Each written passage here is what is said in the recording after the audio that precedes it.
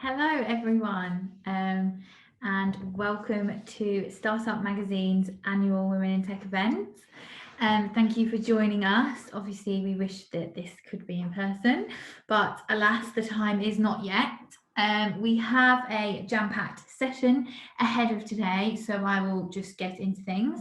All the proceeds from today will be going to the Young Women's Trust, an amazing organisation that supports young women aged 18 to 30, especially those struggling to live on low or no pay, to get them into work that's right for them. So that's really exciting. I also, of course, want to say a huge thank you to our sponsor, Mouser Electronics, a worldwide leading authorized distributor of semiconductors and electronic components for over 800 industry-leading manufacturers. They specialize in rapid introduction of new products and technologies for design engineers and buyers.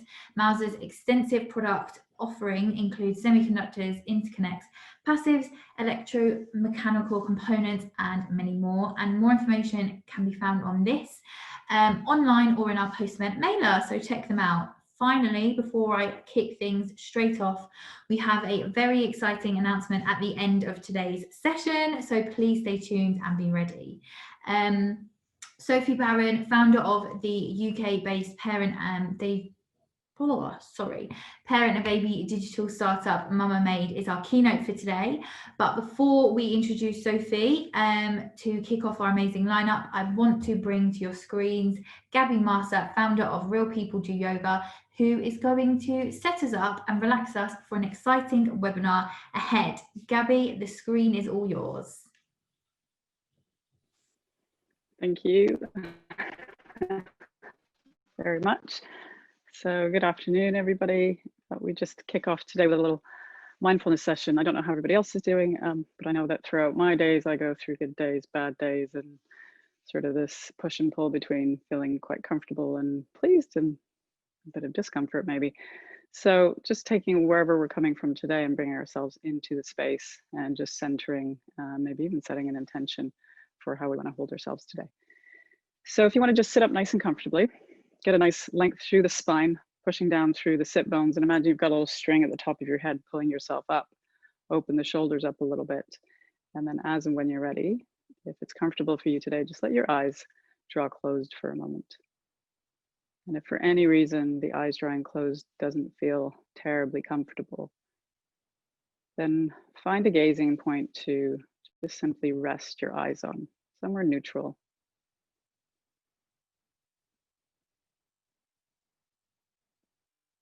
And then take a moment here, first just to notice yourself in the space.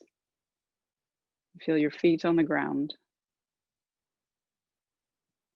Feel the sit bones in the back of the thighs on the chair or whatever seat you have beneath you.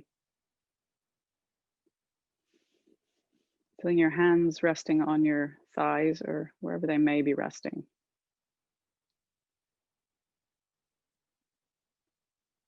And then connecting through a sense of strength and stability the whole way up through the midline of the torso, up through the spine.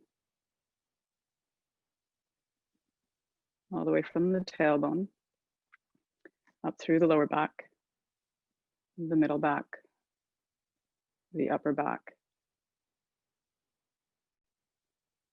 Maybe slightly drawing your belly in to get a bit of engagement around the core. Drawing the chin in slightly, get a little bit of extra height through the top of the head.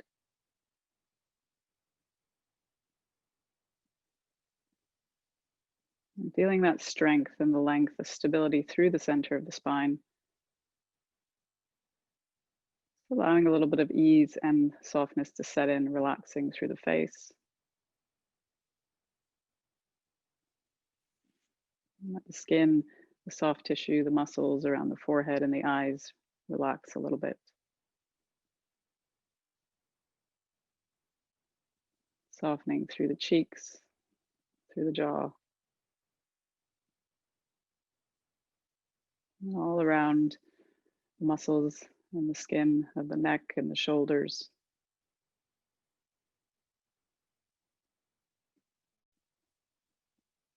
And still connecting through that sense of stability through the spine. Let the muscles and the skin and the soft tissue soften around the chest, the belly. down the length of the back.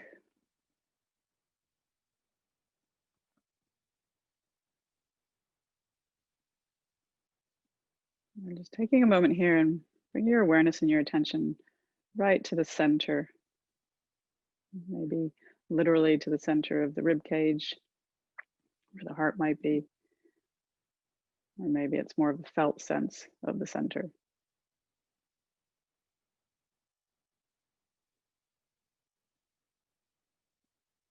And taking a moment to simply notice what's come into the space with you today. It might be physical, any sensations throughout the body, maybe tension or discomfort. Maybe there's areas of ease. It might be emotional, or it might be thoughts that have come in with you. Just taking stock of them. They're not good, they're not bad. Maybe they're just there.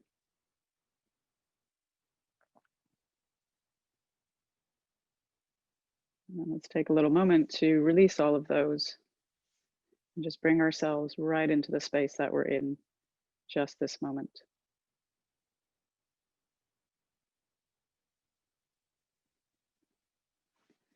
So if you've got anything going on with your heart, or even possibly that you're currently pregnant, then I'm going to ask you to tense, but you're going to tense just a little bit, just a tiny little tense. I'm just going to do a little tense and release. If there's no heart problems and you're not pregnant, then feel free to just scrunch everything as tightly as possible. And when you're ready, take a nice deep inhale. At the top, pause and just squeezing everything from feet to hands, legs and arms, the torso, scrunch the face, and then open the mouth and exhale, release. And take 2 more of those, inhaling deeply. At the top, stop to pause, scrunch everything up, and then exhale, release everything. Feel everything let go all the way down through the bottom of the feet, through the hands, letting it go. And one deep inhale. Take a nice big pause, scrunch everything up. Exhale, release. And then just let yourself sit for a moment here. Maybe set a little intention for being in this space today with all the different people that have come together. Just to be here for this time that we're together. And when you're ready, just gently let your eyes flutter open. And just take in the space around you and get ready to listen to Sophie Barron.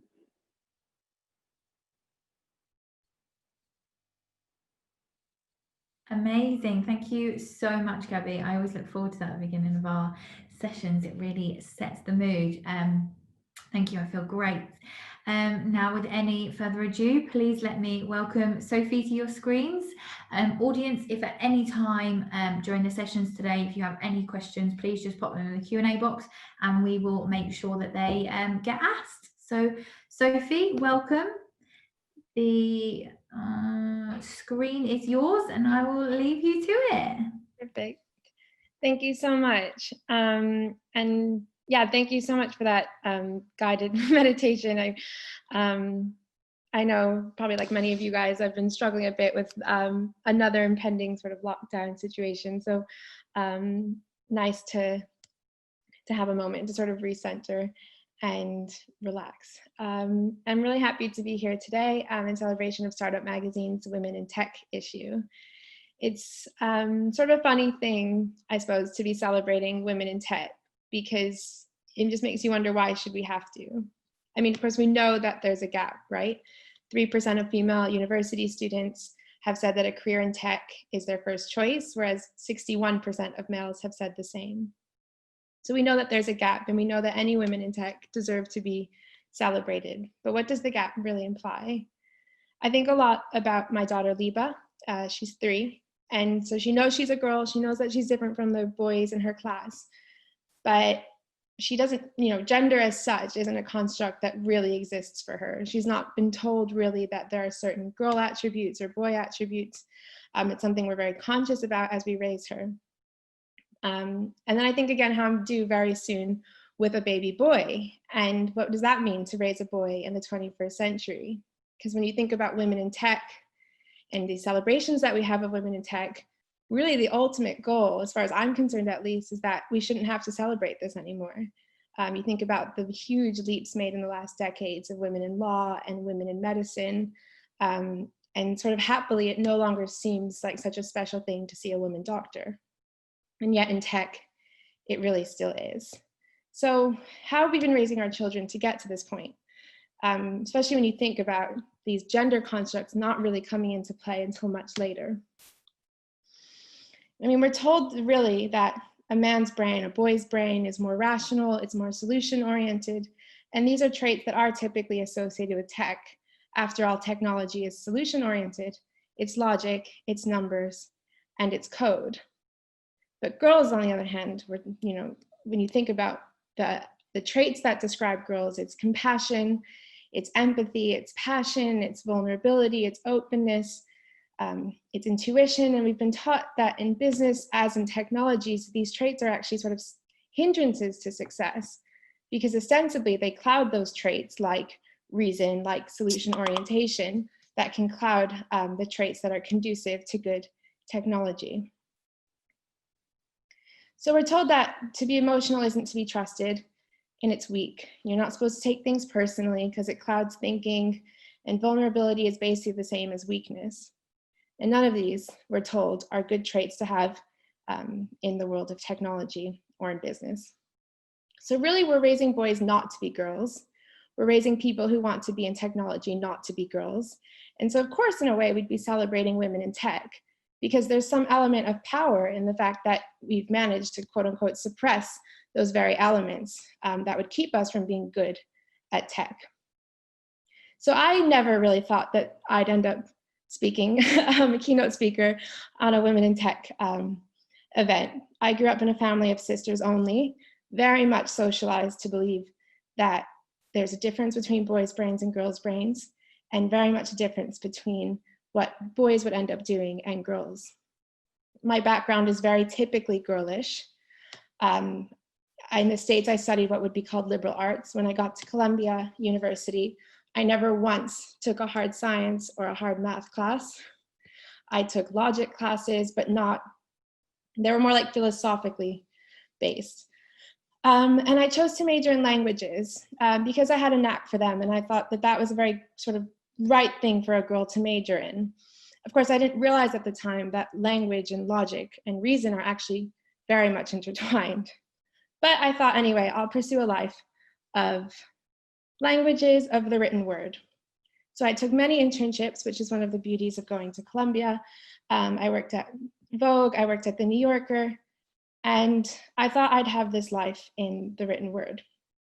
I was emotional, I knew I was a typical girl, and entrepreneurship and business just never really occurred to me as a future path. I had friends who were going into banking, who were going to be working in startups, and I just thought of them as other kinds of women. To kind of illustrate this point further, I specifically chose the UK to do my master's and PhD in international relations because compared to the UK, the study of international relations is very much philosophical, whereas in the US, it's very much numbers and economics based, and I just didn't think I had the brain for that. So that was my background. Didn't think I'd have anything to do with technology. In fact, even when I went to work as head of operations for a technology company, I sort of ignored the fact that it was a tech company and thought of myself as sort of in the role I was doing, kind of sector agnostic. And then I had my daughter 3 years ago now. And for anyone here who's ever become a parent, there's a moment of complete identity shift. You suddenly are not who you were before. And I really, really struggled to navigate that change. I didn't really have much to hold on to. As an expat in the UK, I was very, very poorly supported. And I just didn't know what to do with myself. I ended up actually becoming quite depressed, really felt unfulfilled by everything I was doing. And I went back to work quite quickly to sort of grasp onto something that I had had before. And it was at that shift when I went back to work that I realized how broken modern parenting is, especially in the UK. There was really no brand, no product that was there to support parents that wanted to maintain their identity, but also wanted the best for their children. So I started playing around with this weaning product, and it was really more of a hobby. It was something to do to kind of use my brain in a different way. It started in the kitchen, and I saw how well the kind of uptake was of this product, that people really were responding to it. But growth at first was really slow. Naturally, it was just done organically. And I really struggled with the confidence. The idea that I could be a business owner, the fact that I was running a business, was a huge confidence hurdle for me. So, anytime someone might say something like, oh, how's that thing going with the vegetables? I mean, it would set me back like weeks.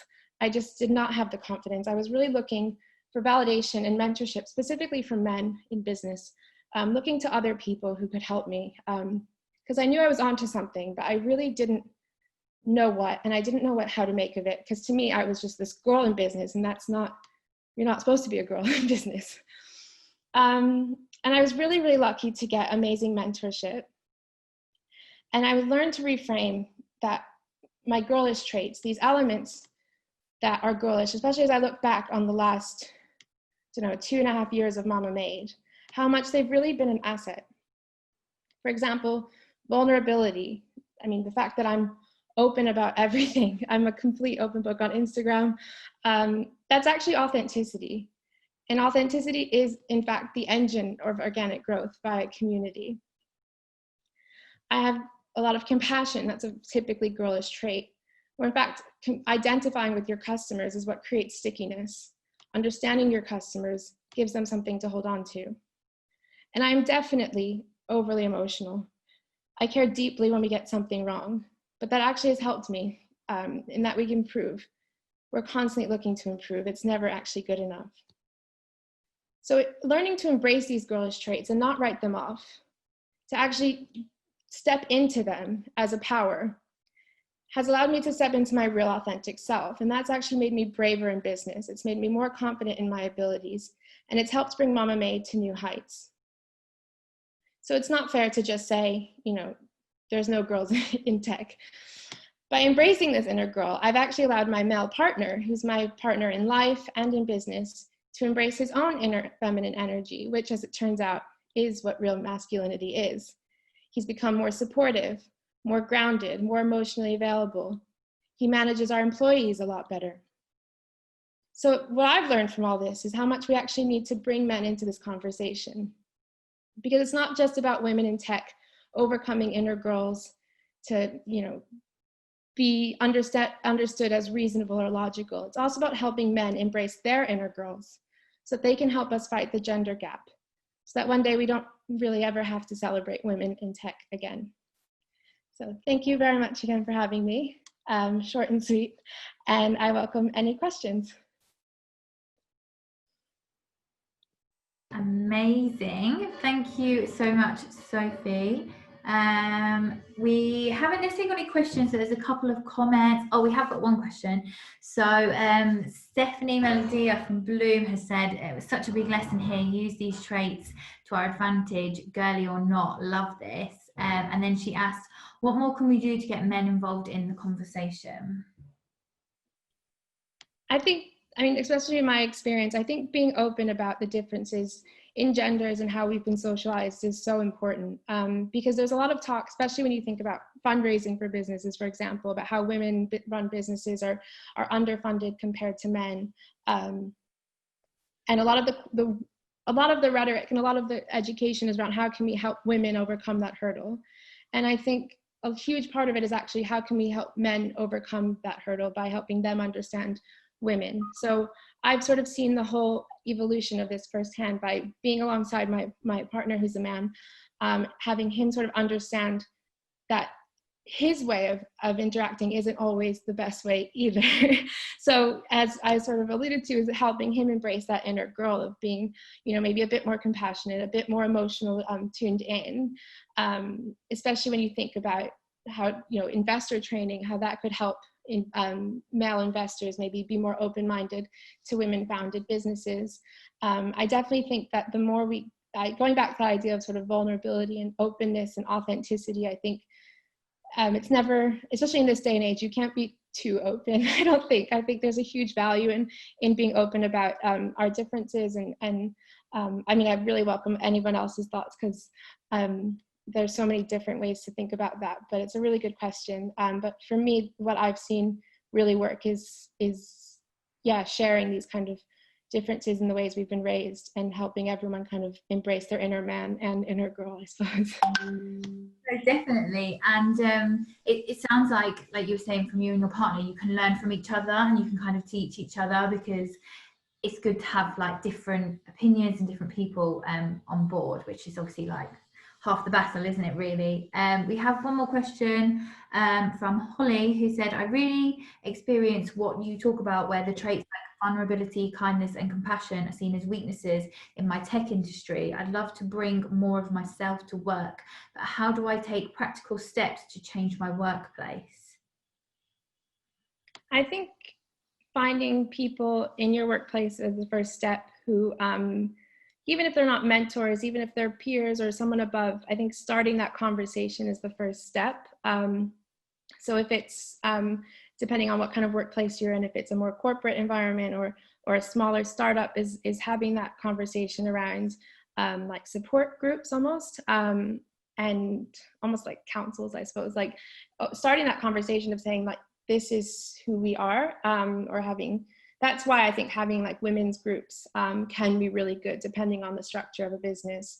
And then just opening up to people, you know, if you have a review, if you have a check-in with your boss, just saying, you know, this is how I'm experiencing my workplace. This is how I'm experiencing coming to work every day. And I think what we've learned, especially over the last months, is that how much people don't know about what other people are experiencing. So if you just say like, I feel like I have to shut down this side of myself in order to be functioning in this workplace, I'd be very surprised to find a workplace that doesn't then respond to that positively, and try to at least implement some changes off the back of that. Yeah, definitely. Honesty is the best policy, after all. A couple more questions have come through. Is there anything you are doing or can do to narrow the gender gaps as a business catering to babies, thinking about the next generations? I love this question, and it's something that I'm obviously obsessed with now. As I mentioned, I have a daughter and I'm expecting a boy, and I think a lot about how we've all at this generation been raised, and how can we change things. And I think so much of it does come down to language. I think it more so than, you know, gender neutral or colors. I don't think that's what it is. It's how are we speaking to people? How are we speaking to our children? So we've made a really conscious effort with our daughter, and it's very, very difficult, let me tell you, not to praise her for being a good girl, not to set expectations that she behave really well, because these are things that as girls we're naturally brought up to be, is that kind of, not submissive, but just to be a good girl. I mean, I think most people understand what I'm talking about. Yeah. So that's something that I've made a really conscious effort not to do. Trying to praise the way she thinks rather than what she does, the processes rather than the outcomes. These are all things that you know, child psychology has shown will raise individuals that are secure in themselves, that are more confident. So praising her when she voices an opinion and trying to really respect her as an individual. And that's something that I think the more kind of education we can put around that in terms of how we're raising our children is a huge advantage when you know, we think, you know, hopefully 20, 30 years down the line, what their job landscape will look like. Definitely. Addie says, Sophie, how did you find your mentors? It's funny, I actually never really thought about mentors. Like I actually had this professor in college, as it happens, who was like very anti-mentor. So I sort of went through life being like, no mentors, I'm not going to do it. But I think just talking to people and not really realizing even that someone was a mentor until it was kind of like, oh, wow, I've actually learned quite a bit and let me keep asking. So I know some people are really big fans of like, you know, find a mentor and formalize that relationship. I've just, I guess, going back to that element of like the kind of vulnerability and openness, I've just always tried to be really open with people I've met about different struggles and asking people about their experiences and their advice. And people are usually very open once you start asking them questions, and just if a sort of connection sparks from that, then keeping that kind of friendship or relationship open. So I wouldn't say I necessarily have formal mentors, but there's really individuals I've learned a lot from that I sort of am not letting go of, if that makes sense. Just going to keep bothering. Definitely. I'll ask you one more. Gabi says, I feel like this is incredibly valid, but really more relevant for the Western heterosexual people. What would you say to where cultural diversity fits in and non-linear heterosexual qualities? Sorry, that was a mouthful. That's a good question. And I hope I can do the question justice. I suppose when I think about girlish traits and boy traits and male traits, I guess that is already part of the problem. But I think at the end of the day, we all have all of these traits inside of us. And that's sort of the point I think I was hoping to come across, in terms of we all are able to kind of step into these different energies. And that's something that has almost been proven with my kind of very male, typically male dominant kind of partner, then stepping into these other qualities, and then finding in myself even how stepping into what I think are more girlish qualities have allowed me to embrace what might be more masculine qualities. So it's almost like you can get rid of those labels and call them anything. You can call them blue qualities and white qualities, where at the end of the day, we're all just bunches of cells. And it's how we speak about them that is what gives rise to their actuality. So I think culture, I think it's just understanding different energies, understanding maybe even just reducing it to that tone instead of thinking about it as, girls and men and whatever I've put it, and thinking about, different energies and how do you respond to different energies. And that's something, there's like different theories around conflict resolution, for example, where the cultural diversity doesn't necessarily make a difference. It's about how you respond to someone when they're speaking at a certain level. What level do you respond with? So I think there's just different ways of framing that chat. I've chosen one sort of set of words, but I think the same applies no matter whatever, you can use energies instead or colors, whatever seems to fit better. Definitely. And I think it's a really great conversation to be having, because as much as everyone obviously does agree in some extent, everyone also has different opinions and different thoughts and different experiences. So it's always really good to have this sort of conversation, because you get so many different answers. But thank you so much. It's been such a delight having you as our keynote, and I've taken so much away. So thank you so much. No, thank you. I'm looking forward to the panel. Thanks so much.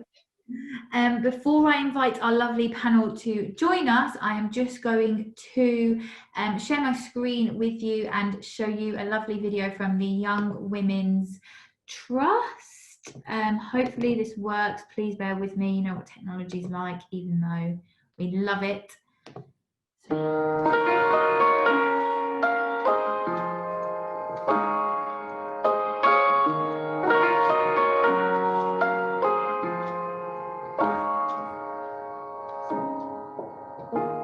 A year ago, I was totally at the end of my tether. I didn't know what I wanted to do. I didn't know where to go. I was unemployed and I didn't know where my life was heading. You think, okay, I'm a mother, what am I going to do? How am I going to get food on the table? How am I going to give my child the life that I didn't have? It's like breaking point, like you're just stretching and stretching and stretching, and you just kind of sit there and just wonder, like, when is it ever not going to be this hard? Every night I used to go to sleep, I used to cry, and I knew something was wrong. I knew something needed to be done, and I knew that I was following a path that is not the path I wanted to lead. People thought, oh, she's gonna have like loads of kids young, she's gonna like take drugs, she's gonna stay on the streets, and I didn't.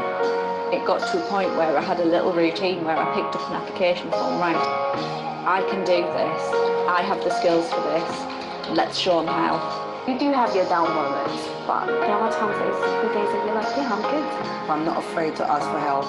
I'm not afraid to tell my story to anyone, and that's where the chain gets broken. It's not about how people look at you, it's about how you really feel inside. I've learned to love myself, I've learned to feel more confident about myself. I'd always advocate for women to stand up and say something, say what you believe in. Even though we experience difficult things, there's always going to be hope. We have our minds, we have our ideas, we have our voice, and that's what it's there for, to be used. You are powerful and strong, and the negatives and the difficult situations that you have been involved in are your ammunition. Yet still hold on ever strong, for they are yours, and to you they belong. That poem is called Principles. Hold on to your principles, guys. Thank you. I encourage you all to enter August with an open mind, positive attitude.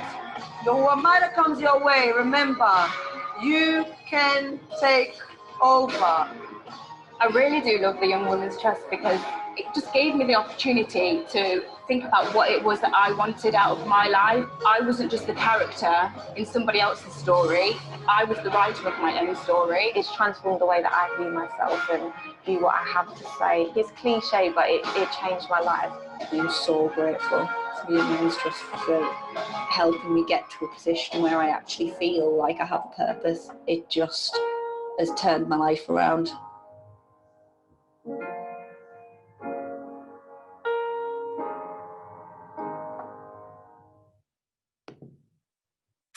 Amazing. So thank you all for being here, because the fact that you are means that you are supporting the Young Women's Trust, and what an amazing organisation that is. So without further ado, again, please welcome my lovely panel to your screens. We have Aasha, Elizabeth and Fran. If you would like to join me, please. Hi, Anna. Hello, hello. How are we all? Good, very excited. Not too bad. Good, good. Amazing. So you're all on camera and you're all unmuted. So we have a lot to talk about and a lot of questions ahead of you all today. But I'm going to ask you, first of all, if you could do a very quick intro of yourselves. And whilst you're doing so, tell me the biggest challenge that you've had to overcome being a female in the industry. Aasha, you're on my screen, so let's start with you. Hi, everybody. Anna, thanks for having me here. I am the founder and of A Box of Stories. We, most interesting part, we sell books, surprise books to UK. It's a box of 4 books. 90% of my readers are women. It's a surprise box, and I can say that women are risk takers. So here we go. That's what I do. Very happy to do what I'm doing right now. Have I faced a problem being a woman? Not really. It could be because I have been a certain kind. I come from a family where my mother was my father's boss, and they got married. So it's been a setup where we've been empowered and we've been told that you have it, go for it. And maybe sometimes I felt, am I too assertive that it's going to play against me? Yes, but otherwise I haven't really faced a problem which I could talk about. Do I believe it exists or not? Yes, it does. I see it in different levels, but fortunately haven't really had that pushback where I felt being a woman, you cannot get what you're looking for. So that's what I am. Very happy to be here, and I look forward to the chat. Amazing. And I mean, I'm glad to hear that you haven't really faced any challenges, so that's a positive already.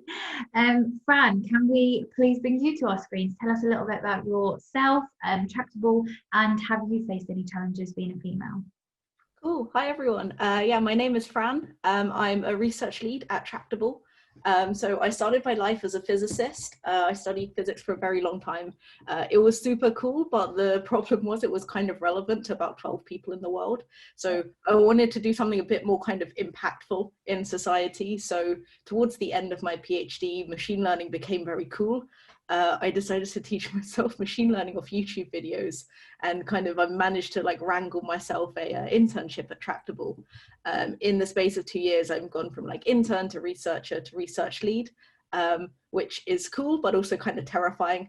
And so right now I'm kind of working on our AI computer vision products and bringing them kind of to new markets around the world, which hopefully one day, once COVID is over, means I can travel around to a lot of interesting places.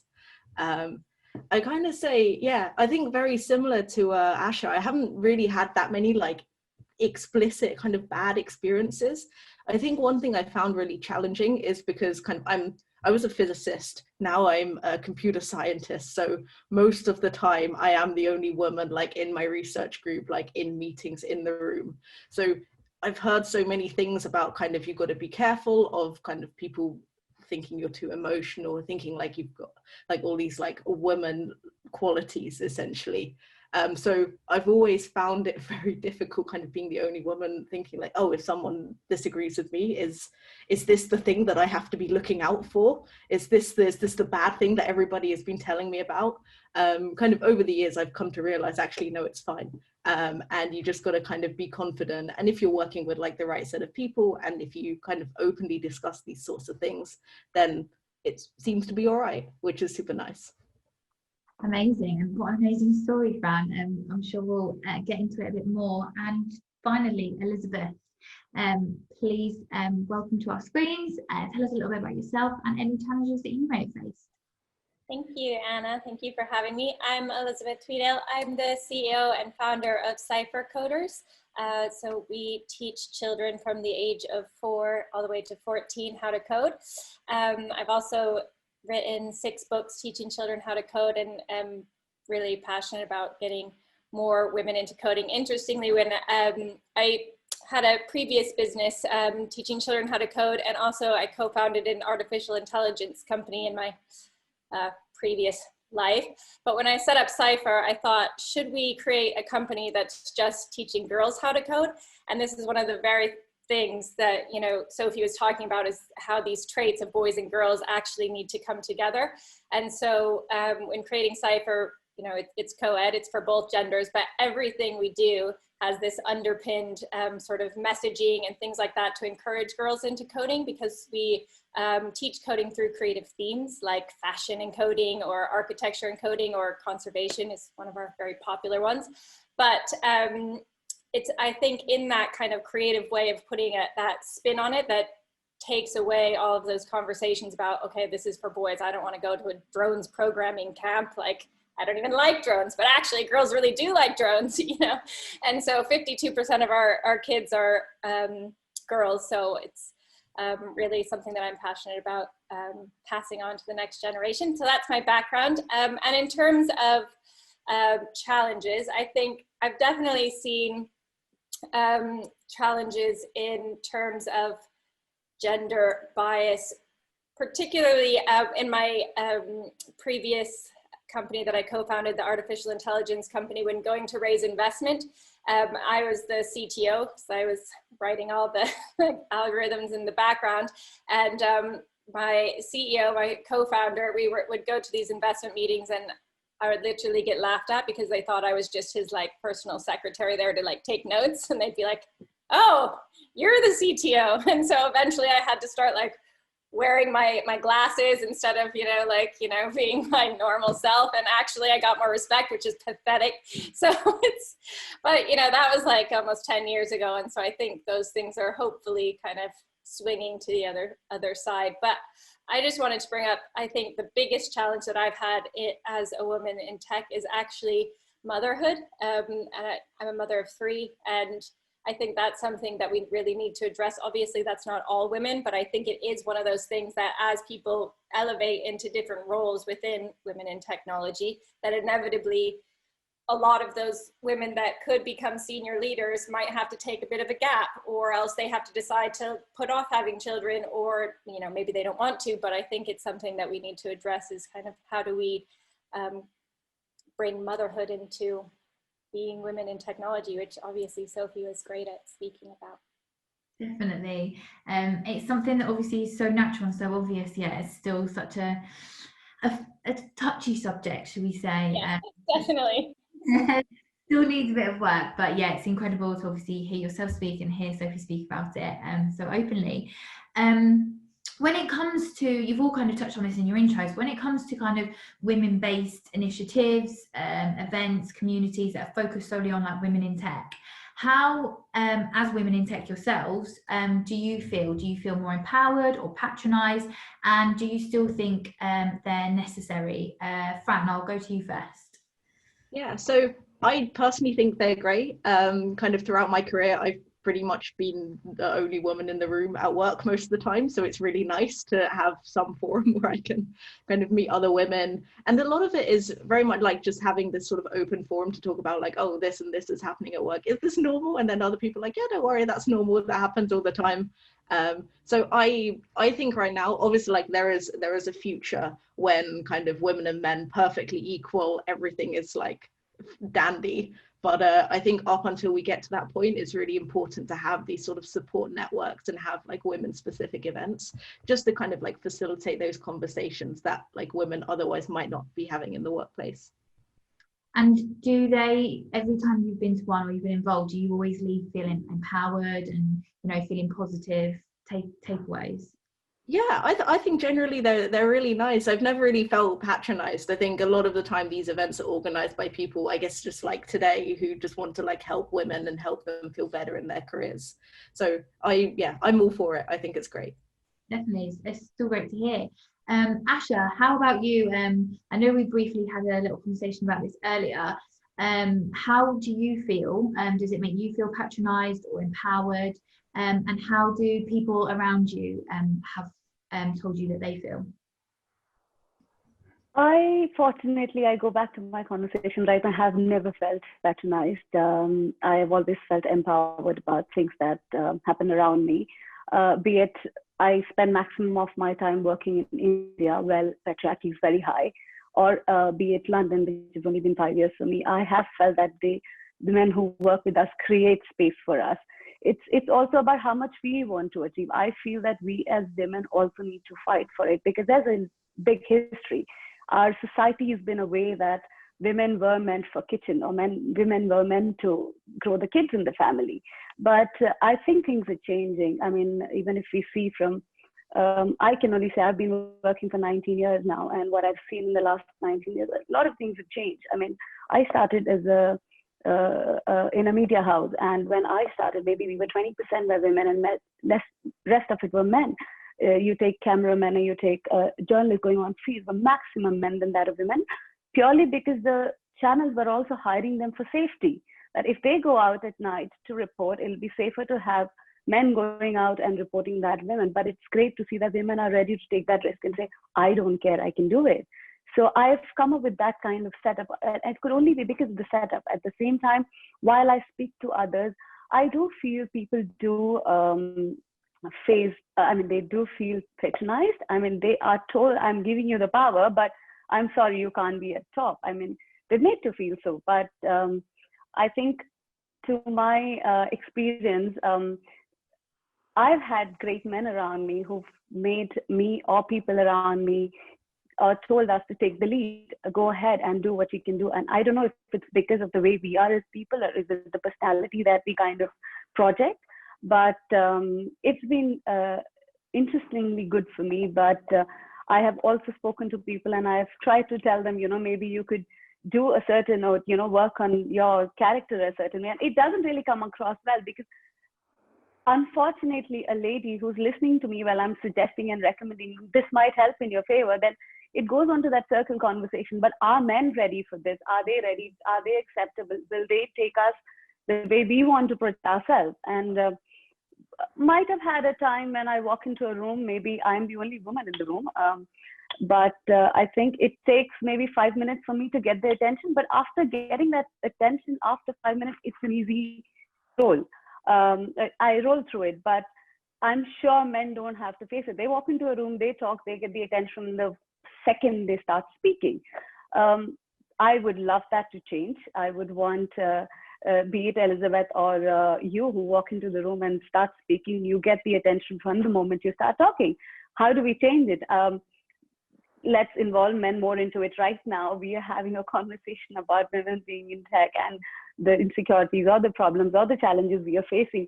Why do we not have men on the panel and get them to speak and say, how can you be a part of this? How do you give us the strength to be what we want to get? And I think we need to push them to speak for us and tell them that, make it right for us.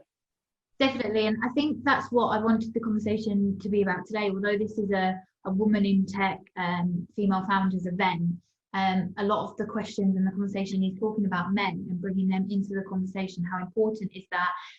Do we sometimes deter men? We did actually ask a few men to be on the panel today, and a couple of them didn't want to or didn't feel that it was their place to be. So that was one of my questions to you. So Elizabeth, I'm going to bat this one over to you now.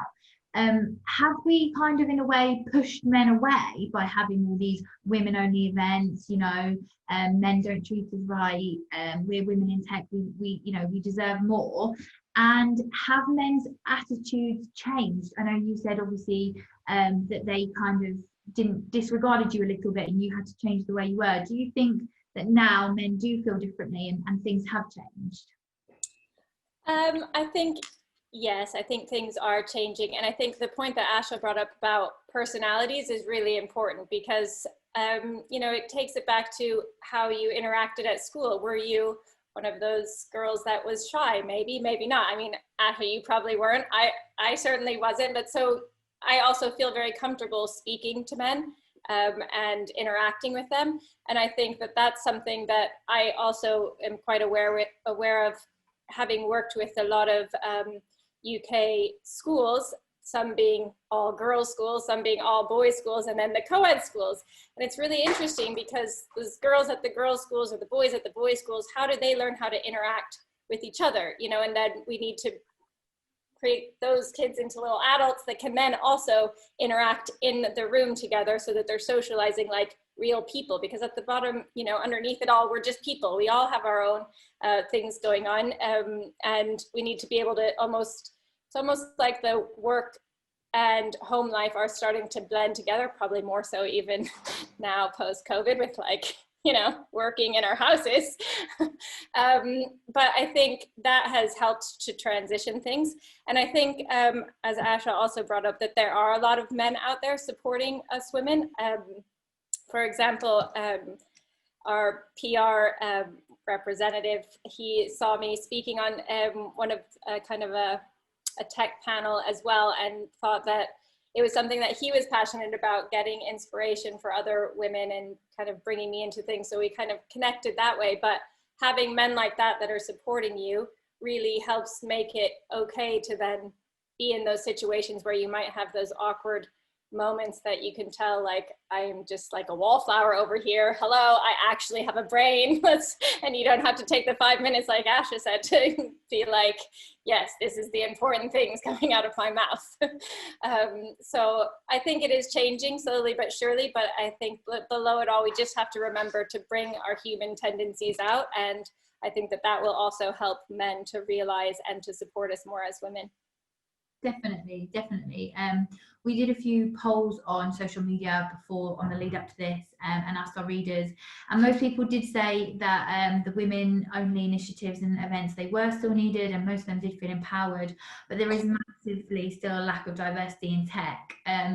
Audience that's listening, please feel free in the comments to let me know how you feel about some of these questions.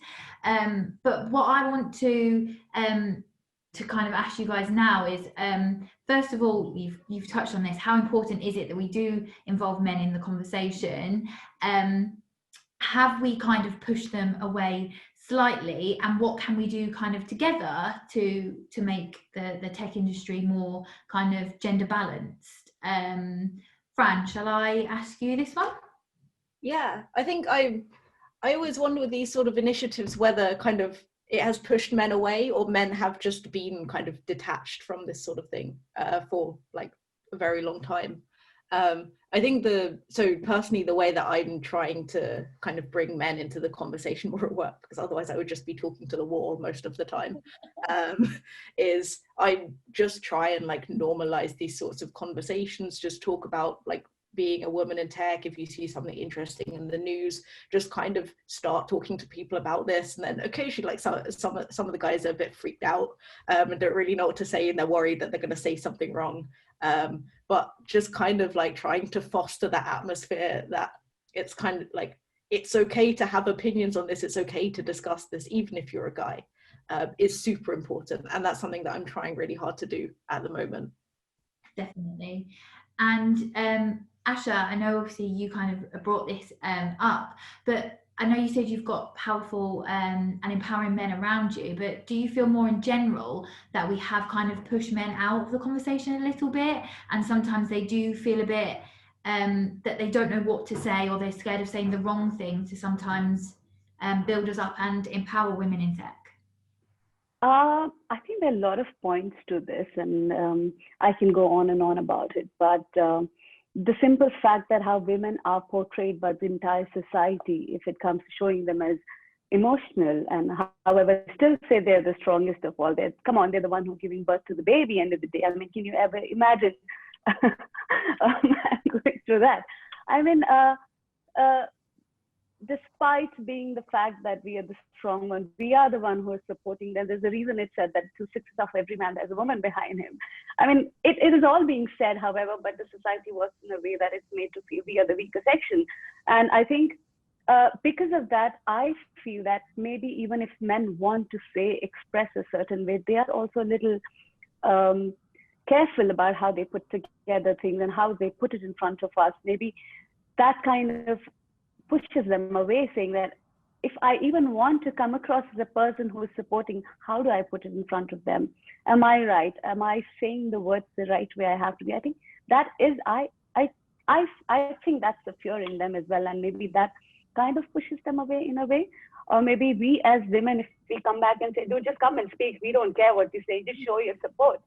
Might just work well. Maybe it's on us maybe now to kind of make them feel that we are inclusive, we are ready to take in. Why don't you come and speak out for us? I think it's on us now to kind of make them feel more comfortable, or maybe not make them feel that, oh, you're not a part of the conversation. We want to be, we don't want to have the bias. We want to be one, and that can only happen if we make them feel comfortable. I mean, maybe.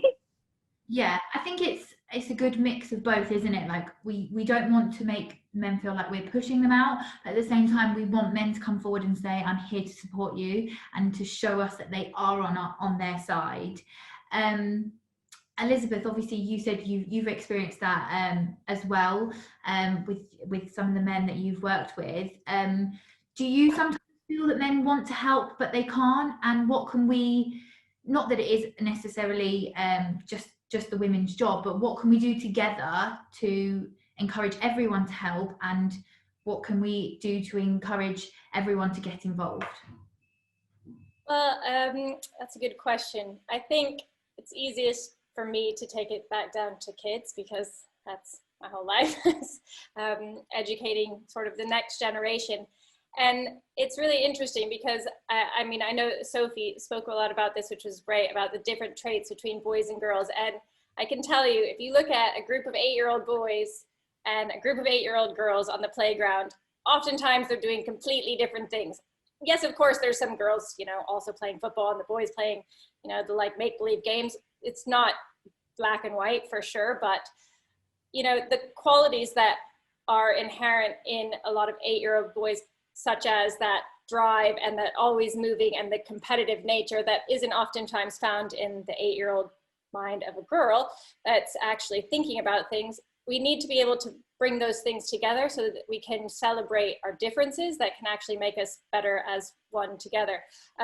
One of the kind of things that I did previously when with the artificial intelligence company was, as I sort of mentioned, I was kind of there writing the code, and interestingly, we got patents on these algorithms that I had put together for kind of dynamic resource allocation. Sort of boring if you're not in that, but Fran, you might be excited about it. But my co-founder always said that we wouldn't have thought of those algorithms if it weren't the mindset of a female, because it was putting a lot of different algorithms together in a way that a man might not have done.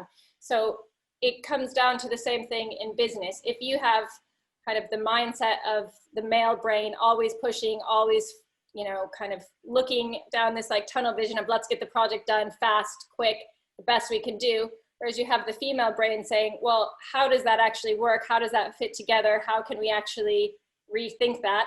Then you can actually come out better in the long run. Just one really tiny example.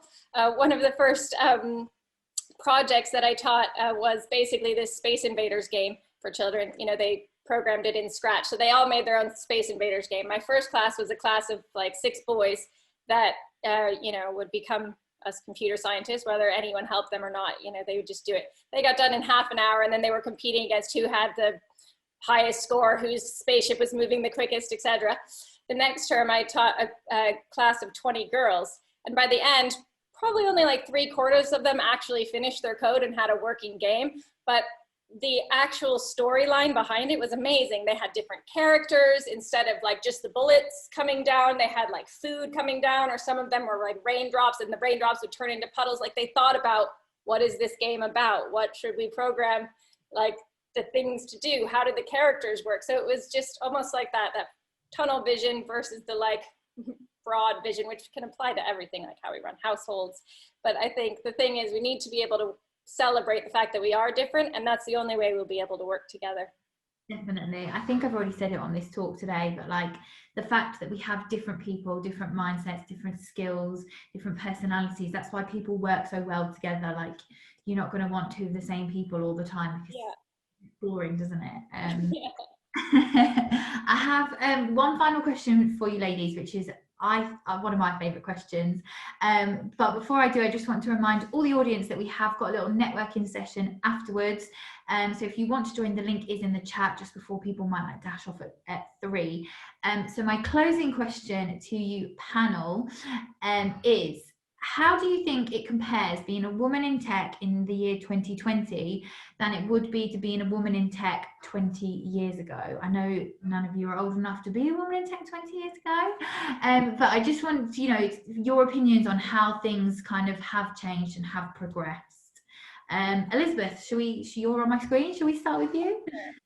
I think it's quite interesting to remember that the concept of computer science was invented by a woman, Ada Lovelace. You know, they had these computing machines that of course were, you know, invented by a man, and she was the one that thought differently and said, well, actually, you could use this to solve more complex problems. And that's what I love about computer science, is that it's not always A plus B equals C. You could have A plus like 30 other kinds of A that also go with B, and then they always get to C. So like it's kind of a woman's brain behind it all. But interestingly as well, computer science, when it was first taught, at least in America, you know, more than 20 years ago, was only taught at like Columbia and maybe Princeton, a couple of other Ivy League schools, and the only people that could take those classes were men.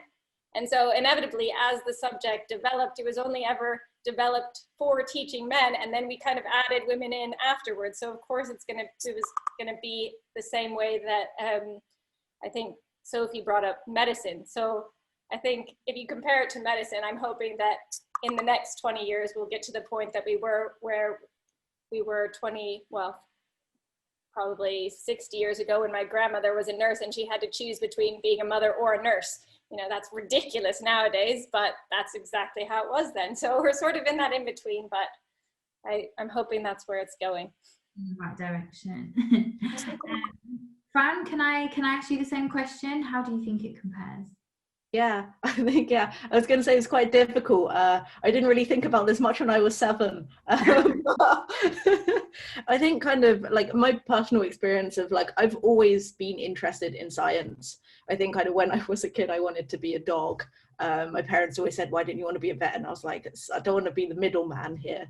I want to go straight for dog, I think. And then kind of after that, I wanted to maybe like do something related to animals, then like go and be a physicist. So I've always been kind of interested in this, but definitely like people's perceptions towards like how feasible that is, whether that is something that I could end up doing, has always been like, it's been kind of evolving. It's been getting better over time. I still remember speaking to one of my teachers when I was a kid, and I was like, oh yeah, I want to work with animals. And they were like, oh, you speak German, why don't you just become a linguist or something instead? I was like, what? It's a random career. And I remember like when I was in high school, we had a poster. So I went to like an all-girls school for a few years. They had like a poster about like women in physics, said you can use your physics knowledge to engineer things in the lipstick industry. Like, I'm not kidding you. They had this poster in the physics classroom. I was like, okay, I guess, I mean, it's a way in, I guess. And then it kind of, it went from there. And then went to university, I was like being one of the few women on my course, and kind of by the time that I left, like they'd established like a women in physics society, they'd established a mentoring scheme, and it's kind of gone from like a completely unrealistic